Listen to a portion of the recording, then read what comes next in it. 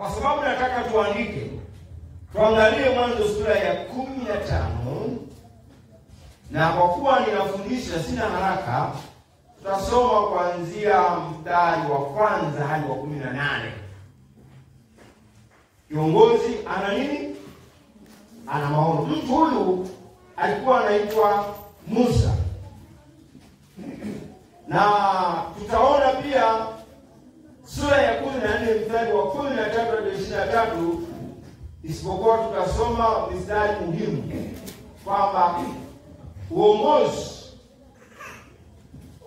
una maono.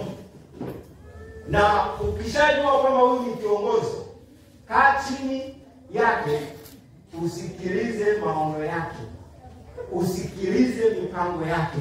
Alafu nitakufundisha sasa jinsi ya kukaa naye. Wale rafiki zangu waliokuwa wameshafungua simu, twende moja kwa moja katika kitabu cha Mwanzo 15, mstari mchache tu ile 18. Nataka uone tofauti ya kiongozi na mtu wa kawaida. Au umechelewa nisome ya kwangu hapo? Soma basi. Mwanzo 15 mstari wa kwanza mpaka wa 18, mstari mchache kwa sisi walimu. Ila kwa watu wengine ni kuanzilizi, hiyo ni mingi sana. soma. Baada ya mambo hayo, neno la Bwana likamjia Abrahamu katika njozi, likinena, usiogope Abrahamu,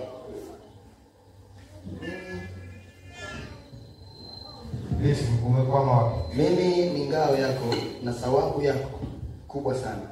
Abrahamu akasema, Bwana Mungu, utanipa nini nami niende zangu hali sina mtoto? Hapana, umekosea hapa kwa mstari. Rudia tena. Tarudia. Abrahamu akasema, Bwana Mungu, utanipa nini nami niende zangu hali nami naenda zangu hali sina mtoto? Na atakayemiliki nyumba yangu na huyo Eliezeri Mdameski. Abrahamu akasema, tazama, hukunipa uzao, na mtu aliyezaliwa nyumbani mwangu ndiye mlisi wangu. Nalo neno la Bwana likamjia likinena. Ongeza spidi. Nalo neno la Bwana likamjia likinena, huyo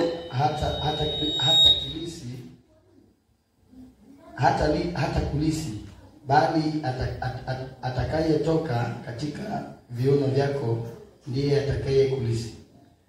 Akamleta nje, akasema, tazama sasa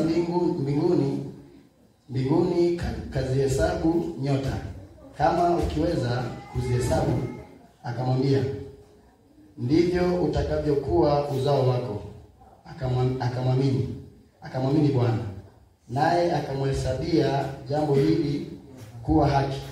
Kisha akamwambia, mimi ni Bwana niliyekuleta kutoka Uru wa Kaldayo, nikupe nchi hii ili uilisi.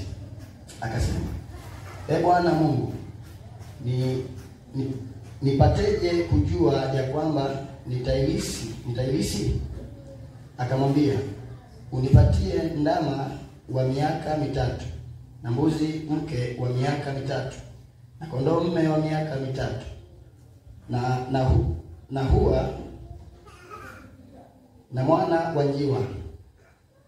Akampatia hao wote, akawapasua vipande viwili, akawaweka kila kipande kuelekea mwenzake. Ila ndege hakuwapasua. Spidi bado ni ndogo. Hata tai walipotua juu ya mizoga, Abrahamu akawafukuza. Na jua lilipokuwa likichwa, usingizi mzito ulimshika Abrahamu. Hofu ya giza kuu ikamwangukia. Bwana akamwambia Abrahamu, ujue hakika ya kwamba uzao wako utakuwa mgeni katika nchi isiyo yake. Watawatumikia watu wale nao watateswa muda wa miaka 400. Hata na taifa lile watakaowatumikia nitawahukumu. Baadaye watatoka na mali. Unisamehe. Biblia tusome hivyo. Tunaisoma hivyo andikwa kwa vituo kwa nukta. Amen. Amsaidie mtu mwingine hapo alipoishia. Naomba usome kama ilivyoandikwa. Mwingine au unarekebisha kidogo macho yako vizuri. Una miwani? Hata mataifa lile watakao watumikie nitawahukumu, baadaye watatoka amali mengi. Lakini wewe utakwenda kwa baba zako kwa amani. Utazikwa katika uzee mwema. Na kizazi cha 4 kitarudi hapa, maana haujatimia uovu wa Waamori bado. Ikawa jua ilipokuchwa ikawa giza. Tazama, tanuru ya moshi na mwenge unaowaka ulipita kati ya vile vipande vya nyama. Siku ile Bwana akafanya agano na Abraham, akasema, uzao wako nimewapa nchi hii, kutoka mto wa Misri mpaka huo mto mkubwa, mto Frati.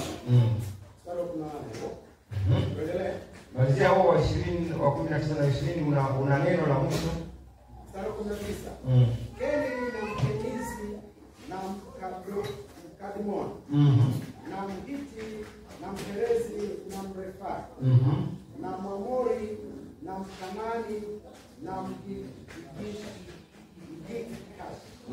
na Myebusi. Basi nataka nikuambie siri iliyoko katika kiongozi. Ibrahimu alikuwa ni mtu kama mimi na wewe kabisa. Tofauti yao tu ni kwamba wao walikuwa wanaishi miaka mingi. Sisi tunaishi miaka michache. Alikuwa ni mwanadamu kabisa. Amen. Alikuwa na maono makubwa lakini hayafikiki. Alikuwa na mali nyingi. Ng'ombe, kondoo, mbuzi na wafanyakazi na jeshi. Lakini kwenye moyo wake kila siku akitazama hivi kwenye maono anaona hakuna mtu wa kulisi mali zake. Amen. Si unanielewa hapo? Huyo ni nani? Ibrahim, mwanadamu kabisa kama sisi. Tulivyokuwa yaani hivyo ulivyo na Ibrahim naye alikuwa hivyo kama wewe. Alikuwa na jeshi, alikuwa na mke mzuri Sarai, alikuwa na ng'ombe na mbuzi na kondoo, alikuwa mbarikiwa.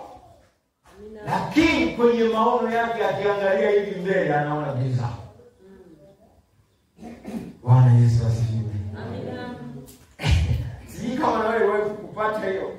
Yaani una kila kitu lakini kuna upungufu fulani huko mbele yako. Lakini kwa kuwa tunajifunza ya kwamba Mungu ndio kiongozi. Amen. Amina. Mungu ndio nani? Kiongozi. Wakati Ibrahimu amekata tamaa, amevunjika moyo, haoni namna ya mali zake wa kulisi, hamna. Ni yule tu Eleazari Mdameski. Moyo wake ukasononeka. Moyo wake ukafika mahali, yani afurahie mali aliyokuwa nayo. Na hata leo watu wa namna hiyo wapo. Wana kila kitu kilicho cha dunia hii, lakini mioyoni mwao kuna mapungufu fulani. Sasa Mungu akamtokea, akamwambia rafiki yangu Ibrahimu.